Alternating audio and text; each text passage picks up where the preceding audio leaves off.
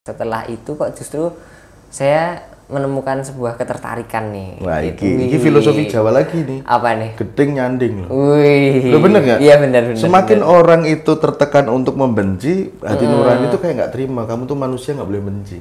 Iya. Gitu kan? Benar. Lanjut. Di minggu selanjutnya pentas itu kurang penarinya. Wah, iki. Nah itu tiba-tiba saya di chat, Mas kalau ikut jadil gimana? Marah saya. Loh? Karena kan saya nggak pernah nyekel jaran gitu. Nyekel jaran nggak pernah, latihannya nggak pernah. Saya Mas Ki jaran ini jaran tenang. Jaran kepang. Oh. Kalau jaran tenang gini loh. Iya. Anak-anak muda, wih, saya juga masih anak muda. Buat teman-teman Ya sama.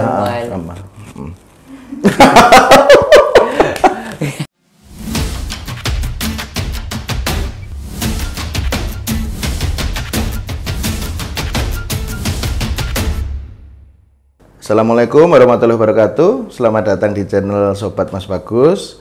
Hari ini kita kedatangan salah satu dokter yang mencintai, yang sangat melestarikan budaya lewat kesenian jatilan. Kalau dilihat dari ceritanya mungkin unik dan menarik. Kita kenalkan dengan dokter siapa? Halo Mas Bagus, saya Dokter Inggar, lengkapnya Inggar Bagus Wibisana. Wah, samono bagus sih. Tetap jos. Asli mana? Saya asli dari Kulon Progo. Kulon Progo? Nggih. Oh, gitu. Terus mulai dari kapan masuk ke dokteran itu ceritanya gimana? Awal mulanya sebelum kita ngobrol tentang kesenian jatilan dulu. Berarti ini kedokteran dulu. Ya, jadi kedokteran itu saya masuk di kedokteran Universitas Muhammadiyah Yogyakarta di tahun 2014. 14, oke. Terus dari kapan panjenengan itu suka budaya? Karena budaya ini ngomong budaya dulu, karena dilihat dari akademisi kan tidak sama sekali berkorelasi ya. Kalau tidak dari kecil atau dari pembawaan kita suka melestarikan. Itu awalnya gimana, Dok? Oke, kalau ke budaya dulu aja. Budaya dulu ya. Budaya saya memang dari dulu lebih seneng pakai batik itu ya. Kalau dari awal, dari kecil memang seneng pakai batik, seneng budayanya dari situ sebenarnya. Jadi nggak langsung di kebudayaan tari, enggak. Jadi zaman dulu saya lebih seneng ke batik sama motif-motif kain yang tradisional itu. Awalnya dari sana, kemudian ini kita lanjut ke tari sekalian ya Mas ya. Jadi tahun 2015 waktu itu semester 2 di kedokteran, saya wisata ke Keraton Ngayogyakarta Diningrat, kemudian di sana ada tari-tari. Nah, dari situ saya mulai tertarik nih, wah kayaknya menarik nih untuk kita bisa belajar tentang tari. Sebenarnya ada satu trigger yang membuat saya tertarik. Nah, itu apa? Nah, waktu itu pas saya nonton itu mayoritas wisatawan yang stay di lokasi pertunjukan itu wisatawan asing. Nah, dari situ saya tergerak untuk wah kayaknya ini asing iso kenapa di Jawa? Iya, betul. Gitu. Mereka aja sangat mengapresiasi budaya kita. Masa yang kita orang sendiri malah nggak bisa, termasuk saya ya waktu itu saya sadar diri kalau wah ini saya terlalu concern di keilmuan akademis, jadi saya kurang belajar tentang kebudayaan. Nah, dari situ saya tertarik, kemudian tanya-tanya nih ke penari keraton yang waktu itu masih aktif di keraton, gimana sih caranya untuk bisa ikut nari di keraton gitu. Awal mulanya. Awal mulanya dari situ. Tapi kalau tidak ada pembawaan dari nurani itu sepertinya kan susah, Mas. Iya toh, karena budaya itu selain kita tidak tahu narasumbernya, kita juga harus menyisihkan waktu untuk belajar ya. Gitu. Setelah panjenengan pengen belajar itu kapan mulai? Waktu itu saya langsung mulai. Langsung mulai di hari itu juga? Iya, saat itu juga saya langsung ke sanggar yang ditunjuk. Terus saya cari informasi untuk gimana sih caranya bisa ikut kelas di sanggar itu. Kemudian karena waktu itu lagi libur semester sanggar ya saya ikut libur dulu. 1 bulan kemudian baru mulai latihan. Kalau untuk kalau latihan itu tetap masih kuliah? Masih kuliah, ya. Jadi jam latihan di sanggar itu jadi gini, saya sempat pindah sanggar karena jam juga.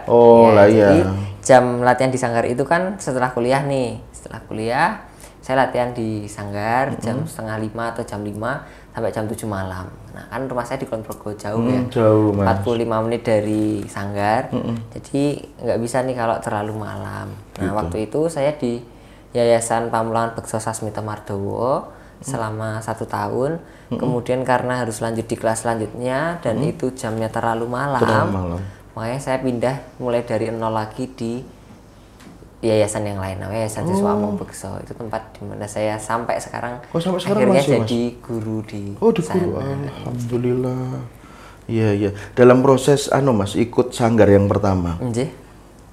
Untuk mencocokkan antara kapan sih saya harus menjadi anak muda yang berbudaya dan kapan saya harus menjadi anak muda yang memenuhi akademisi masa depan karir ya dalam tanda kutip. Itu gimana Mas? Karena kan kalau kita gabungkan antara kedokteran dan seni budaya itu sebenarnya kan nggak ketemu.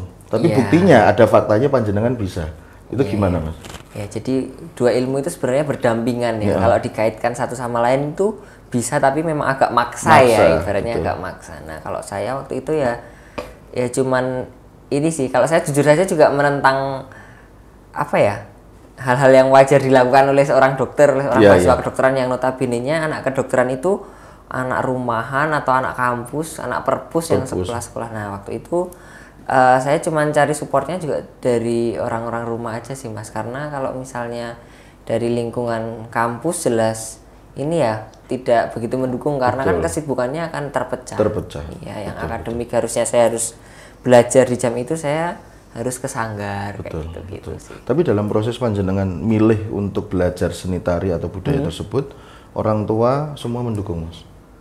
Orang tua mendukung, alhamdulillahnya itu ya.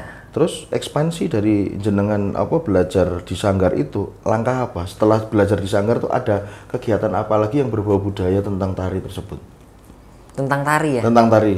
Tentang tari sih ya kalau dari sanggar ya selain latihan pentas aja sih Mas, sejauh ini cuman pentas aja. Kalau selain itu? Selain itu ya promosi kebudayaan. Promosi kebudayaan. Terus kalau yang paling ini saya lakukan sih promosi kebudayaan sampai ke luar negeri itu sih. Di mana Mas? Saya pernah di Chile, Amerika Selatan. Chile? Iya, di Santiago. Gitu. Bangga banget loh. Nyari tekan kono. Piye Jal? Itu satu tim apa jenengan sendiri? Satu tim. Tim. Membawain apa Mas? Waktu itu tari kreasi yang berbau klasik Jawa sama nyanyi, karena saya juga basicnya nyanyi juga, nyanyi keroncong. Jadi cocok.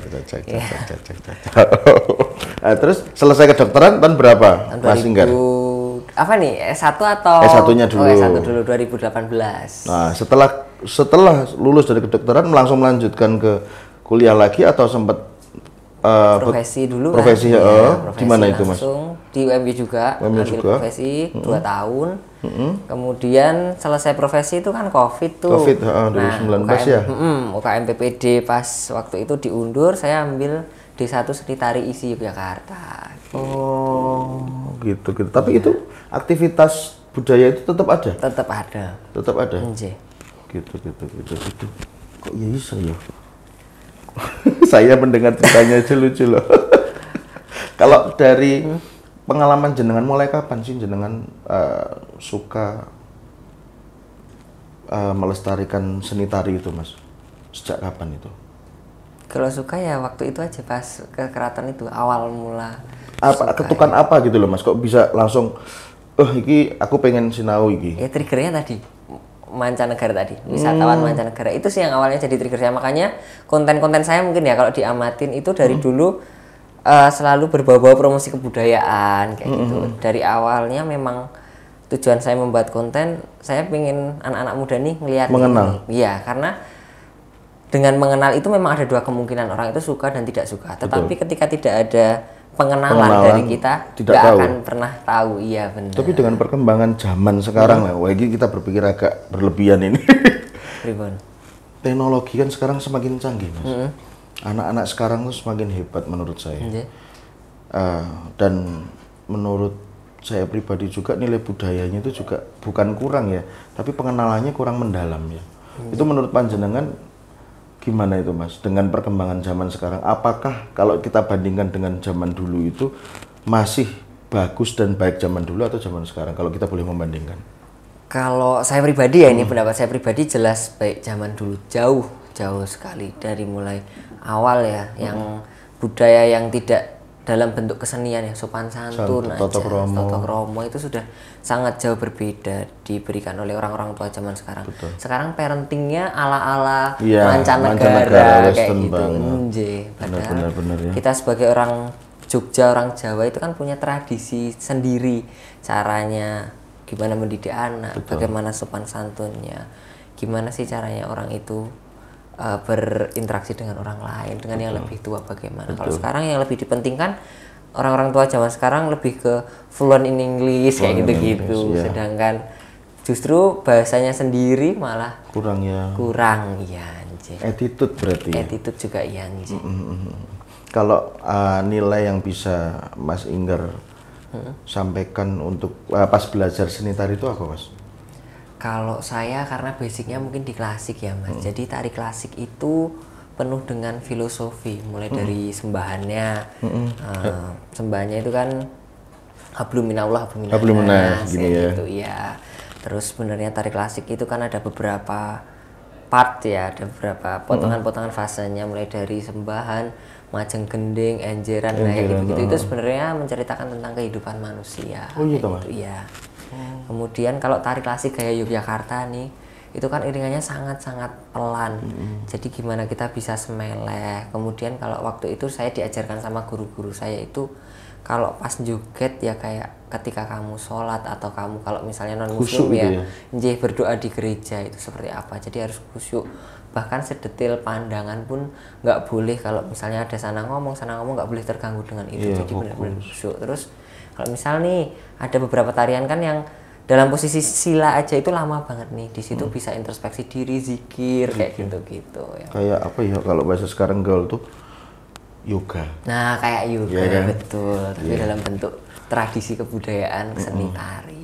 Tapi ini Mas, saya mau tanya juga, kalau kita bicara budaya dengan korelasi tari itu, berarti orang yang paham memahami budaya tari itu secara tidak langsung attitude-nya sudah teruji ya? Seharusnya seperti itu, Nje. Tapi pernah nggak menjumpai orang yang memahami tentang tari tapi attitude-nya ya umum lah, bukan jelek tapi umum, di luar ekspektasi kita? Ada, cuman mayoritas tetap akan akan tersisih dengan sendirinya. Nje. Jadi apalagi tari klasik yang butuh kesabaran. Kalau misalnya saya kan alhamdulillahnya sekarang posisinya pernah jadi guru di Sanggar ya, dengan materi yang sangat-sangat monoton, kemudian tari klasik kan detail sekali ya, pakemnya ada, bahkan cuman ngiting itu seberapa, gimana ukel, nah itu kan kalau untuk orang-orang yang nggak sabaran untuk dilatih, diatur dengan attitude yang benar, sopan santun yang benar, itu biasanya belajar tari klasik pun itu akan nggak sabar, jadi nggak maksimal ya? Iya nggak maksimal, seleksi alamnya nanti pasti kena gitu. Angel ya bulannya Mas. Iya. Kira wong nari iki gampang ya. Tergantung niat, kalau niat ya gampang. Niat apa wae gampang.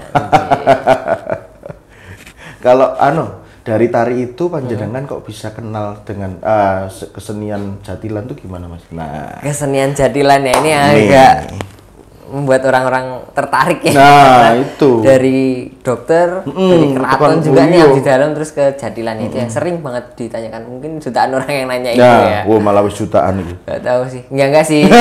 Hiperbola aja sih, mohon maaf. Iya, enggak apa-apa. Ya, jadi memang banyak sekali yang tanya tentang itu. Awalnya saya juga tidak begitu mengenal tentang kesenian jatilan. Jujur saja ya, ini saya nggak begitu mengenal. Kemudian awal tahu jatilan itu karena teman kampus saya di isi Yogyakarta D1 diploma tari itu ada yang penari jatilan. Nah, kemudian di isi itu kan ada materi koreografi jatilan nih. Nah, koreografi jatilan itu tentang ragam-ragam gerak jatilan. Nah, saya akhirnya penasaran kayak apa sih jatilan. Dulu waktu kecil memang pernah lihat gitu, tapi setelah remaja, dewasa, bahkan saya tidak pernah nonton aja, nggak pernah gitu. Nah, itu juga kekurangan saya di situ. Saya kurang mempelajari tentang kebudayaan di masyarakat, di kesenian kerakyatan. Nah, tahun 2022 awal setelah pandemi Covid selesai, bukan selesai ya, mereda, kemudian jatilan sudah mulai dipentaskan lagi. Saya diajak sama teman saya nembung sih sebenarnya, nembung untuk nanti kalau kamu mau jadil saya diajak gitu. Iya. Saya akhirnya nonton Kudo Praneso ini 3 kali nonton, kemudian nonton itu pun nggak serius Mas. Jadi saya pertama nonton itu cuman tahu ini toh jadilan. Pengen baik gitu ya Mas ya. Dan waktu itu saya kayak ini kesenian kok kayak gini aneh ya, gitu ya ya. aneh, sangat beda dengan seni yang klasik. Yang dengan pakemnya di pendopo bersih gitu kan. Kalau jadilan kan di kalangan pasir-pasir, tanah, ada yang sampai nyebung-nyebung air, glundung-glundung, terus makan-makan kembang kayak gitu. Nah itu saya juga awalnya, wih kok kesenian kayak gini nih. Nah terus musik pengiringnya juga genrenya berbeda kan, walaupun sama-sama. Itu genrenya apa itu Mas? Ya kesenian kerakyatan sih, itu ngadopsi gitu ya. dari seni dari klasik juga, cuman diolah lagi jadi lebih menarik, iya, karena ada jaipongnya kayak gitu-gitu. Nah itu awalnya saya juga nggak bisa menikmati jadilan, ini sebenarnya kesenian apa gitu. Nah awalnya itu nonton pertama, nonton kedua ya karena masih penasaran aja. Nonton ketiga itu cuman gara-gara teman saya kena COVID terus kondisinya kritis. Jenengan ganteni? Enggak, saya jenguk dalam jarak jauh itu saya bilang kalau nanti kamu sembuh tak lihat kalau kamu pas jadil. Padahal itu saya udah nggak pengen nih nonton jadilan gitu karena udah pupus lah ya. Kok kesenian kok kayak gini gitu. Nah setelah itu kok justru saya menemukan sebuah ketertarikan nih. Wah, ini filosofi Jawa lagi nih. Apa nih? Gedeng nyanding loh. Wih. Lo bener nggak? Iya benar. Semakin orang itu tertekan untuk membenci, hati nurani itu kayak nggak terima. Kamu tuh manusia nggak boleh benci. Iya. Gitu kan? Benar. Lanjut. Ya, jadi kayak baru mulai ngerti nih. Oh ternyata musik jadilan tuh ada yang bisa dinikmati juga. Tapi belum sepenuhnya. Wah seneng sama jadilan nggak cuman. Oh ya udah deh ini bisa deh dinikmati. Memang ada hal yang menarik untuk dinikmati oleh rakyat gitu. Nah, ketiga, keempat cuman nemenin temennya teman saya gara-gara kan sebenarnya mau berangkat sama teman. Bukan yang COVID tadi ya? Bukan. Nah, jadi harusnya temennya teman saya ini berangkat sama yang COVID ini, tapi si COVID ini si teman saya yang kena COVID ini cancel nih, nggak jadi bisa berangkat. Akhirnya ya udah nih tak anterin. Nah, karena aku nganter waktu itu tiba-tiba di minggu selanjutnya pentas itu kurang penarinya. Baik. Nah itu tiba-tiba saya di chat, Mas kalau ikut jadil gimana? Marah saya. Loh? Karena kan saya nggak pernah nyekel jaran gitu, nggak pernah, latihannya nggak pernah. Saya Mas, ini jaran tenang. Jaran kepang, kalau jaran tenang gini loh. Iya. Nah gitu kayak, terus, wih guyonnya aku kayak gini gitu. Tapi ternyata serius gitu. Dia ngomong kalau ini serius, penarinya kurang. Terus minta tolong genepi gitu. Nah, waktu itu tahun kapan itu, Mas? 22 ditembusi 20 Mei 2022. Pentasnya 22 Mei 2022. Wes. Gitu. Jadi cuma waktu 2 hari nih. 2 hari. Iya, kena domestiknya berarti. Terus kan nggak ada latihan nih Mas, nggak ada latihan. Sedangkan waktu itu Jumat malam ditembusin, Sabtu itu saya pagi siang shift jaga. Jadi dokter, malam ada gladi resik di Wayang Wong, malamnya lagi masih ada gladi resik. Jadi saya malam itu dua kali gladi resik. Kemudian minggu paginya saya masih ngejob nari dulu nih di wedding gitu. Nah, itu saya juga agak mumet karena kan nggak ada waktu latihan. Iya, nggak ada waktu latihan. Sedangkan nggak pernah terjadi di dunia jadilan sebelumnya. Terus akhirnya waktu itu setelah JR yang kedua hari Sabtu jam 12:30 saya datengin anak jadilan minta tolong di brief apa nih nanti gimana gitu ya. Itu sampai di 2 orang Doni dan Heri itu sampai jam 2:30 pagi, padahal saya jam 7 harus job wedding joget juga. Kok nggak kesel loh Mas? Ya nggak kesel Mas karena tanggung jawab kan ya. Iya. Gitu. Terus akhirnya awalnya ini saya nggak mau nih jadi kan jadilan ada 2 fase, koreografi dan juga dadi itu kerasukan. Nah saya udah bilang ya saya mau banjeli tapi saya nggak ikut dadi. Saya nggak bisa ngepet ketawa. Saya takut kalau misalnya pas mau set gitu saya ngapain om gitu kan. Iya. Nggak lucu ya. Jadi saya bilang saya nggak bisa ngepet ketawa gitu, nggak bisa sama sekali. Terus brief. Berarti tak mau ikutnya sesi yang kedua dok? Yang pertama yang kedua saya mengundurkan diri. Harusnya seperti itu. Jadi pas sebelum pentas nih, hampir 5 menit pentas tuh kan kita briefing dulu. Nah di briefing itu udah dikasih tahu nih nanti Mas Inggar cuman banjeli istilahnya di koreografi aja, jadi nggak ikut dadi. Tapi kesalahan kita adalah yang di briefing itu cuman penari yang jarannya aja, sedangkan ada barongan, ada yang pakai topeng-topeng. Mereka nggak di brief, nabrak. Wah. Ya, nah itu dari situ kan saya terus mau nggak mau nih harus Ngikutin. Iya, harus ngikuti itu. Nah dari situ jadi ngerti oh ternyata kalau ikut di fase Dati itu seperti apa. Terus akhirnya ikut sampai selesai. Nah setelah itu ternyata diminta untuk ikut lagi sampai detik ini. Kesan apa Mas selama dari jenengan tidak suka, penasaran, terus sampai diberikan kesempatan untuk menari dan mungkin menikmati juga ya? Iya, akhirnya itu apa menikmati. kesannya apa Mas? Apa ya? Kalau saya sih ya itu tadi filosofinya benar juga sih. Iya. Terus ya kalau ada sesuatu yang tidak kita suka itu harus dilihat sisi lainnya juga gitu. Karena kan kalau saya pribadi juga yang sudah saya alami setelah saya ngelihat sisi lain dari Jadilan tuh ternyata ada sisi positifnya juga gitu. Setelah kita perdalam. Kayak Berarti misalnya seperti nih, kehidupan ya Mas ya. Jadi kita tidak boleh menilai dari luarnya iya, sebelum kita terjun di situ ya. Bener, kalau stigma di masyarakat nih mungkin Mas Bagus juga tahu ya kalau Jadilan itu terkenal dengan stigma buruknya penarinya nakal-nakal, dem-deman, mabuk-mabukan yang sampai sampai nggak sadar. Ya, bukan sekedar untuk menghangatkan atau sekedar untuk ya gayang-gayang aja enggak, tapi memang benar-benar sampai tepar-tepar kita. Iya gitu. Stigma itu kan itu awalnya Mas, juga itu di keluarga saya kenceng kan Mas. Jadilan gini. Nah awalnya saya nggak izin nih sama ibu saya. Oh panjenengan langsung selintutan Iya. Jadi selesai jadil pertama baru saya matur ke ibu. Iya. Kalau saya tadi ikut jadil, ibu saya responnya pertama duko, langsung empun nih jadil gitu awalnya gitu. Terus saya tanya nih, saya nggak langsung marah nggak, saya tanya kenapa kalau nggak remen kalau putranya jadil gitu. Ibu menjelaskan Jadilan itu gini. Terus akhirnya saya matur ke ibu, ya nanti saya buktikan kalau saya ikut Jadilan pun saya nggak akan gini.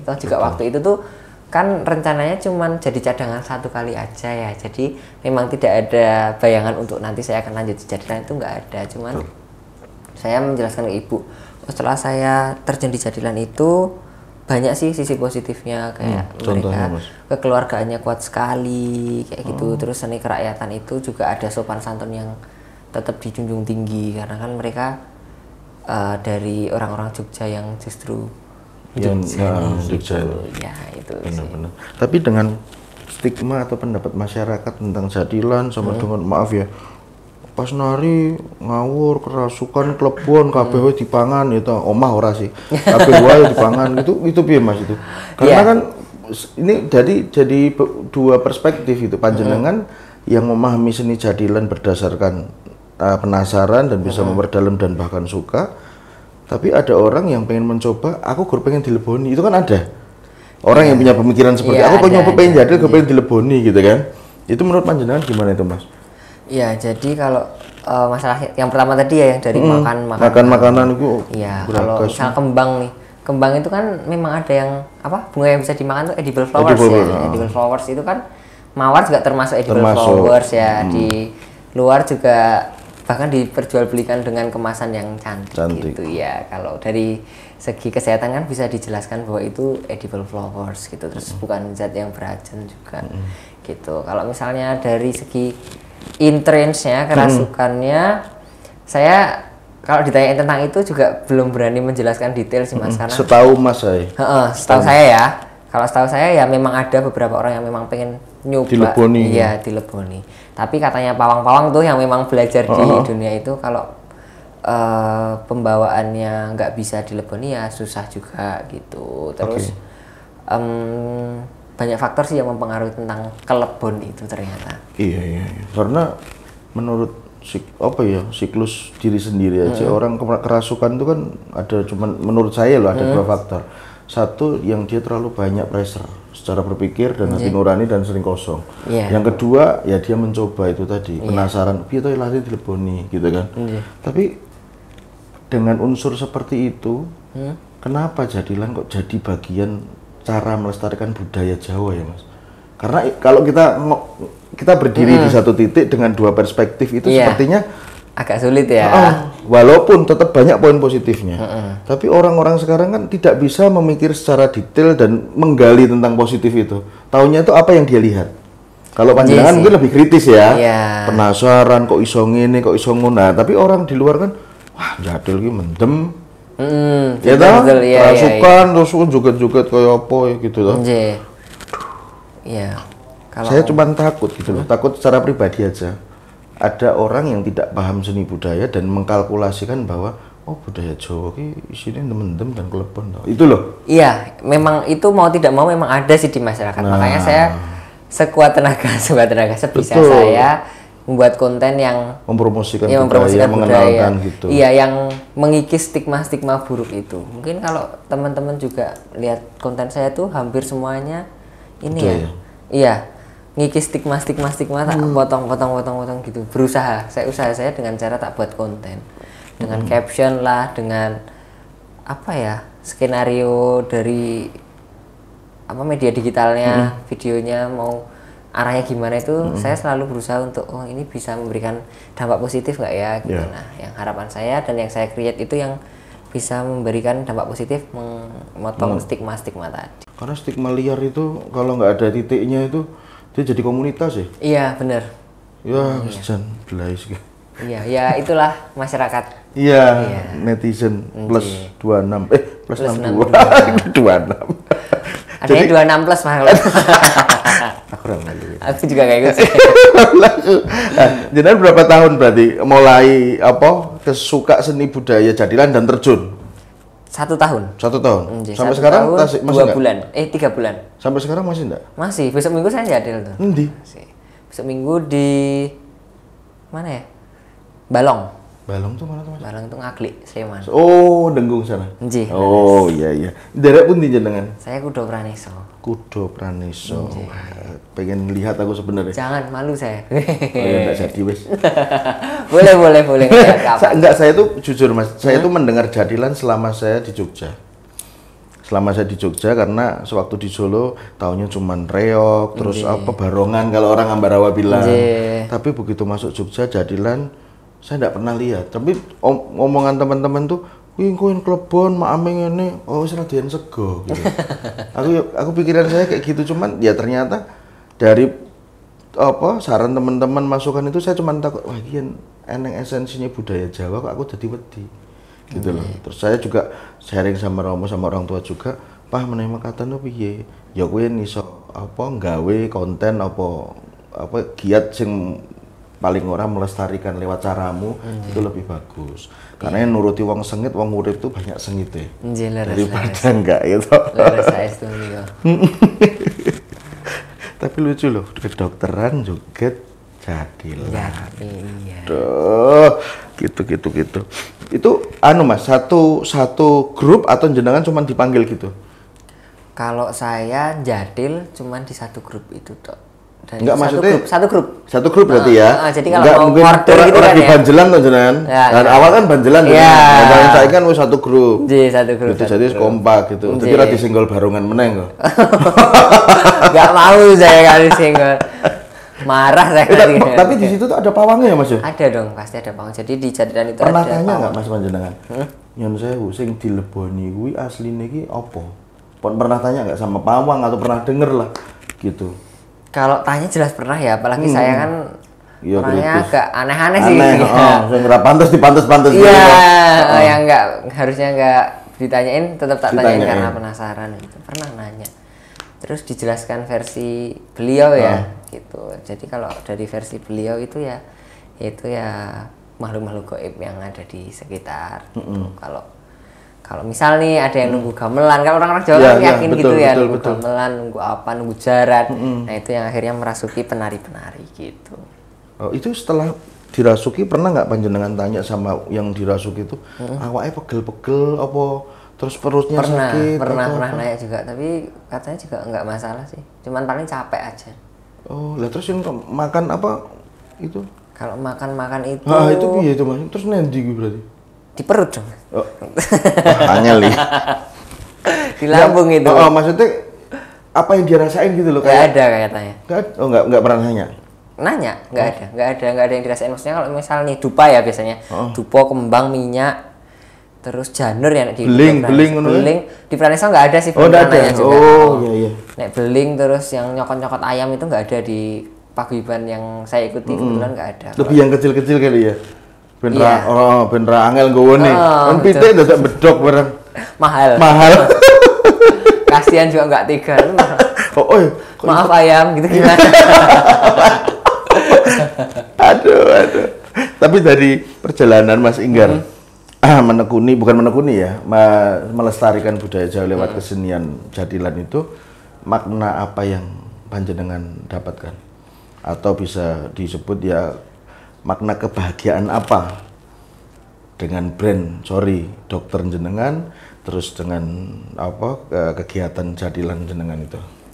Makna kebahagiaan. Gimana nih arahnya, yang kemana nih? Saya monggo.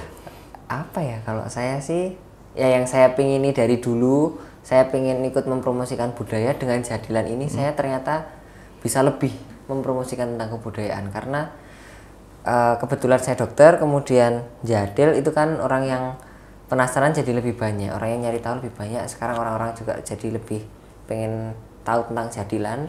Orang-orang yang sebelumnya takut dengan jadilan jadi pengen ngerti, memberanikan diri untuk lihat saja, itu sudah mulai ikut melestarikan ya Mas, mengapresiasi ya. Betul. Itu yang salah satu kebahagiaan yang saya dapatkan.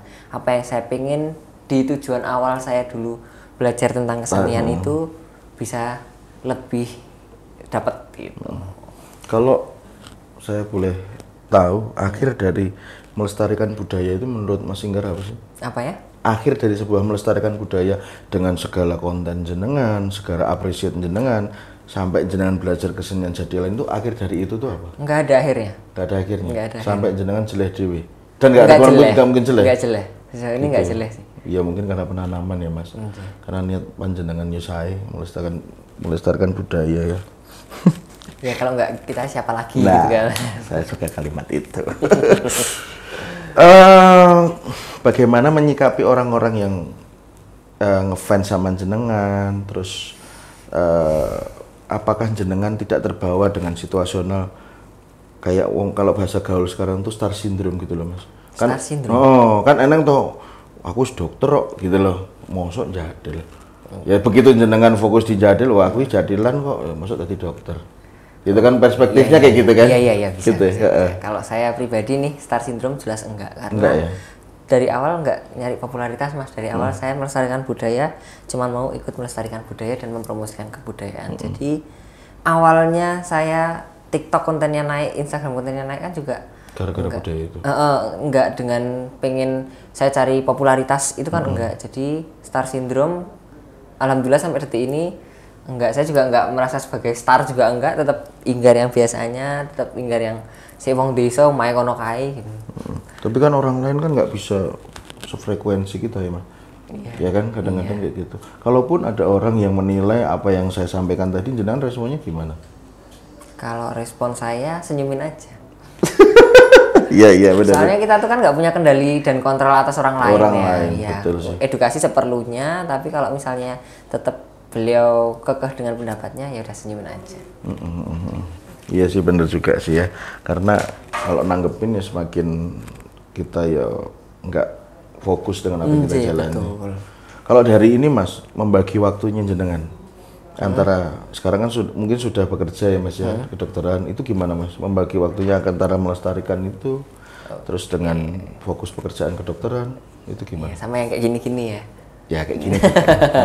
Ya jadi kalau saya pakai skala prioritas sih Mas. Jadi prioritas pertama tetap di kedokterannya, karena profesi utama kan profesi di KTP utama. Tulisannya profesinya kedokteran. Nggak ada ya KTP jadil gitu nggak ada. belum. Oh itu akan ada berarti? Ya nanti kalau saya jadi presiden ya. nggak bercanda. Intermezzo aja. Iya, jadi bener. Kalau prioritas pertama tetap di kedokteran, kemudian skala prioritas yang lain ya karena saya terikat di keraton sebagai abdi dalem, jadi ya itu juga salah satu prioritas saya. Kemudian jadil dan aktivitas yang lain itu tetap diusahakan, cuman berusaha untuk tidak mengganggu aktivitas utama.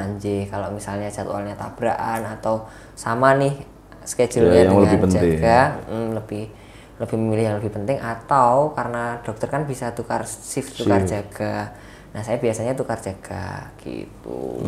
Terus kalau saya pakai ini sih Mas, time management. Jadi gimana itu Mas? Misalnya dalam satu hari ada berapa acara nih, saya di shift kerja pertama ini dari jam segini sampai jam segini, shift kerja kedua jam segini sampai jam segini. Kemudian agenda selanjutnya apa? Itu dikasih Sudah. Dikasih jeda waktu makan berapa menit, perjalanan berapa menit, itu detail. Terus misal ada keterlambatan, hal terburuk kan bisa terjadi nih, kayak misal pasiennya meludak. Itu kan sering banget nih, kayak hari ini agak kebanyakan gitu, agak banyak gitu.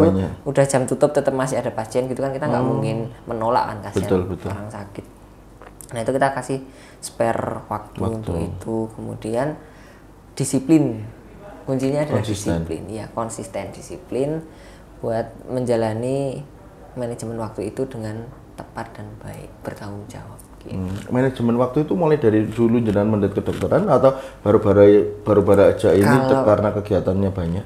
Oh iya, jadi dulu itu saya di kedokteran kan saya sambil jualan bakpo ya Mas. Jadi saya jadi produksi bakpo. Serius Mas? Iya. Nah jadi itu membuat saya terlatih untuk memiliki manajemen waktu. Jadi pagi sampai sore, jadi mulai kedokteran dulu ya, 6:30 pagi berangkat, pulang 4:30 sore, pulang ke Kulon Progo dulu, terus nanti ke kota lagi, beli bahan bakpo sekalian ke Sanggar. Nanti pulang ngadoni bakpo, terus biasanya sampai jam 12 gitu, tidur 3 jam, nanti jam 3 bangun, itu ngukus bakpo sambil belajar. Nanti jam subuh gitu, azan subuh, nganterin bakpo, nyetor-nyetorin bakpo gitu, terus kuliah ya, kayak gitu berulang. Nah itu awal mula saya harus memanage waktu saya dengan baik. Kalau enggak nanti istirahatnya kurang lah, sakit segala macam kan, resikonya ke sana. Kalau sorry Mas, ini malah ada hal baru. Pak Po itu dari keluarga apa dari panjenengan sendiri? Saya sama ibu. Udah berapa lama Mas? Itu dari, kalau dulu awalnya donat karena agak kewalahan, karena kan goreng-goreng ya Mas, lebih sulit, kesulitannya lebih karena goreng terus harus ngasih topping segala macam, itu kan lebih sulit. Akhirnya ganti ke bakpo. Saya di SMA dikenal dengan bakul donat. Terus kuliah saya biar nggak minta uang orang tua, karena ibu saya waktu itu single parent juga. Jadi buat bakpo. Buat pemasukan ini Mas. Buat pemasukan. Gitu. Nggak apa itu nyetorin panjenengan atau? Nyetorin. Banyak Mas jadi nyetorin pengepul gitu. Di Kulon Progo sih saya. Oh, berarti kalau pengen bakpo jenengan bisa ya? Rasanya apa Mas? Kalau dulu sih cuman satu varian sih Mas. Jadi coklat tapi bentuknya karakter gitu. Oh iya kayak bintang gitu ya. Kalau dulu saya stroberi terus buah-buahan gitulah. Di Kulon Progo kan waktu itu belum ada. Jadi menarik untuk dibuat dan ternyata alhamdulillah pasarannya bagus gitu. Tapi dengan profesi jenengan dokter itu jenengan sempat ngembangin bakpo itu nggak sih? Sekarang enggak. Udah enggak? Enggak, sejak pendidikan profesi kan sibuk tuh Mas. Terakhir pas sarjana. Enggak ada yang mewarisi Mas? Enggak ada. Lah, terus hilang ya? Iya, sekarang sih masih vakum ya, nggak tahu nantinya ya. Buat dia Mas itu iya loh itu. Mungkin suatu saat nanti. Karena itu modal dan mungkin ekspansi pertama sebelum panjenengan kerja toh. Ekspansi pertama. Lah iya toh, bener nggak sih? Bener, coba kan belum dokter, belum kerja, Nje. baru kuliah, terus tapi sudah memutuskan untuk bisnis. Berarti jiwa jenengan tuh jiwa bisnis ya dari dulu. Jiwa kepepet yang kemudian bisnis. Apa kepepet bisnis? Kepepet bisnis. Kan? Biar nggak nyusahin orang tua kan ya. Jadi, ya gitulah. Manajemen waktu pertama di situ. Oh itu. Terus tadi jadi jenengan bilang kalau jenengan itu salah satu menjadi abdi dalam di Keraton Yogyakarta ya? Iya. Itu gimana Mas ceritanya kalau boleh tahu? Saya kok tertarik ceritanya abdi dalam. Abdi dalam itu berawal dari tadi, awalnya belajar tari klasik, kemudian tahun 2018 ya, 2018 atau 2019 saya lupa. Waktu itu kan abdi dalam itu kan sebelumnya harusnya soal bekti dulu, magang, kemudian wisuda dan jajar. Nah, waktu itu kan abdi dalam gitu, tahapnya seperti itu. Abdi dalam penari kan belum ada. Jadi abdi dalam penari itu baru di keraton. Kalau jenengan abdi dalam keraton atau abdi dalam penari keraton? Abdi dalam keraton bagian penari. Berarti abdi dalam penari keraton? Iya. Oke. Gitu. Nah, saya itu kan 2015 setelah belajar di Sanggar, Nggih. ikut Gladen Minggon di keraton ada yang namanya Gladen Minggon, latihan tari setiap hari Minggu. Nggih. Itu rutin dan kebetulan ya kalau daripada saya nganggur di rumah, saya ke keraton gitu setiap hari Minggu ya walaupun nggak rutin banget tetapi ya lumayan sering lah sampai di tahun 2019 bulan Februari apa ya tinggalan Jumenengan Dalem waktu itu didapuk untuk mewakili keraton ikut bekso ikut nari pertamanya di Uyon-Uyon Hadiluhung paginya di simposium tinggalan Jumenengan Dalem gitu. Nah itu awal mula saya terlibat di acara keraton dari situ kemudian Kanjeng Pangeran Haryono Tonegoro, mantu Dalem, itu ngechat saya via Messenger Facebook Messenger untuk semoga tertarik masukin berkas jadi abdi Dalem penari gitu. Nah kebetulan saya kan ada bapak angkat ya yang ngurusin saya itu, beliau juga abdi Dalem tari yang statusnya pemucal jadi guru tari. Guru tari. Nah dari situ saya masuk sebagai abdi Dalem awalnya gitu. Gitu. Berarti sering ke keraton juga ya Mas ya? Sering banget. Tadi malam saya juga ke keraton. Oh, ke keraton juga? Ya, kalau sekarang nggak cuma nari, tapi karena kebetulan backgroundnya dokter, kalau ada acara juga jadi P3K. Oh, malah nambah Timkes, iya. Terus kadang MC juga di keraton, gitu. Kalau selama jadi abdi Dalem gitu, ngapunten dibayar orang Mas? Dibayar ke Kucah Dalem. Ke Kucah Dalem? Ke Kucah Dalem itu... Dumugi piro Mas? 13.500 setunggal sasi. Satu bulan 13.500 plus dana isnya itu yang dari dana keistimewaan gitu tapi kalau yang ke Kucah Dalem 13.500 itu karena Berarti bayarannya dua nggih? Nggih. Ya itu dais kali Kucah Dalem tuh. Iya kalau sekarang udah bekal jadi udah 13.500 kalau zaman dulu masih jajar 8.500 apa 8.000 gitu ya sekitar itu. Nah ya berarti kalau kita bicara budaya zaman dulu itu nerimain pantun ya Mas? Iya, gimana sih kita bersyukur gitu. Iya toh, ora kudu akeh ning cukup gitu ya. Ya cukup buat foya-foya. Oh enggak, cukup buat beli alat nari. Iya. Iya loh, kadang-kadang aku mikir kalau orang sekarang nggak bisa berpikir seperti itu ya Mas. Bukan nggak bisa, belum terbiasa aja. Tapi dengan situasi modern sekarang kan orang susah. Mayoritasnya seperti itu. Mirrornya itu udah berbeda. Iya toh? Iya. Gitu loh. Anak muda saiki, aduh ya Allah. Orientasinya sudah berbeda. Iya, makanya dulu aja ya mungkin panjenengan rauske ndak tahu ya. Kalau kita lewat sama orang yang lebih tua itu nundukkan badan tuh suatu keharusan.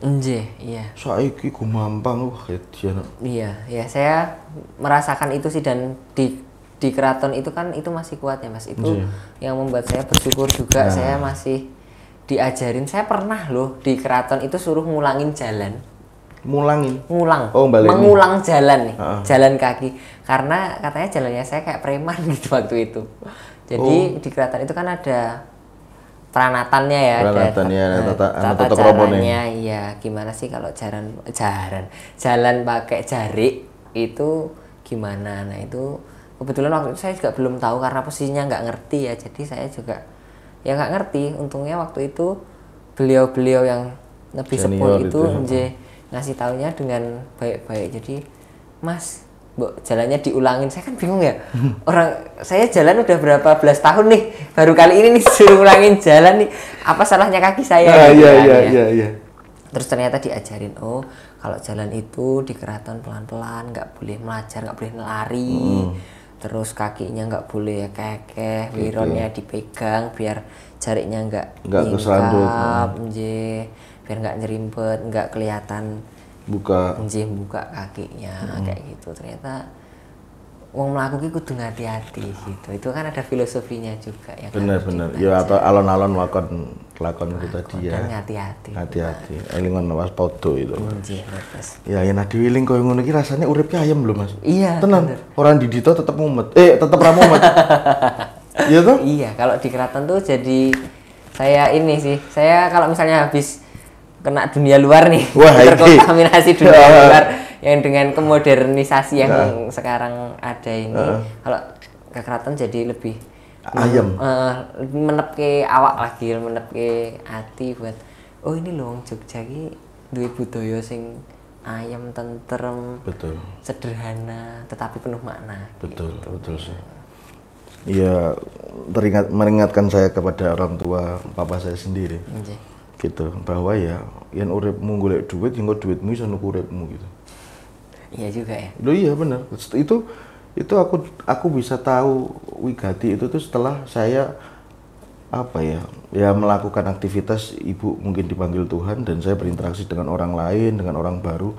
Ternyata kalau hidup tujuannya uang, nanti uang itu akan membeli hidup kita. Karena dimanapun uang itu nggak bertuhan.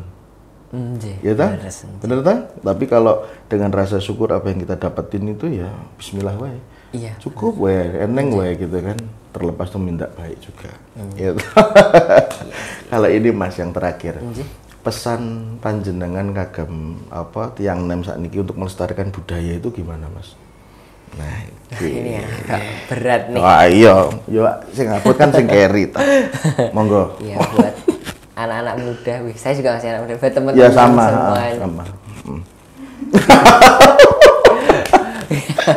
Oke, buat teman-teman, saya nggak memaksa sih, cuman ayo kita sadari bahwa kita itu datang dari negara yang penuh dengan budaya yang membesarkan negara kita, yang menjadi identitas dari negara kita adalah kebudayaan yang kuat. Mari kita sadar bahwa budaya itu kalau nggak kita lestarikan ya nanti lama-kelamaan akan terkikis. Kalau bukan kita siapa lagi, kalau nggak sekarang kapan lagi. Setiap langkah sekecil apapun itu pasti akan berdampak besar. Kayak misalnya nih bola salju tuh dari kecil digelindingin aja nanti kan lama-lama gede sendiri. Iya, gitu. betul sih. Iya. Iya, kalau bukan anak muda yang hebat sekarang mau siapa lagi, karena yang tua kan sudah purna ya Mas ya.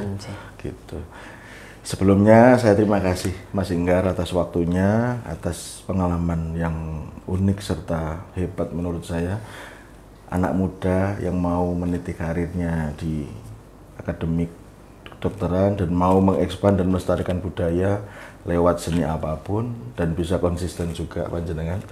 Sebelumnya saya terima kasih. Saya yang terima kasih Mas, karena dengan diundang ini nih saya juga sebagai sarana promosi kebudayaan juga ke teman-teman audiens, ke teman-teman penikmat channelnya Mas Bagus yang luar biasa. Iya, terima kasih Mas. Pokoknya saya mengambil hikmah yang banyak bahwa untuk melestarikan itu nggak butuh usia tua dan nggak butuh memahami, tapi dari niat diri sendiri dulu. Terima kasih Mas Inggar atas waktunya. Assalamualaikum.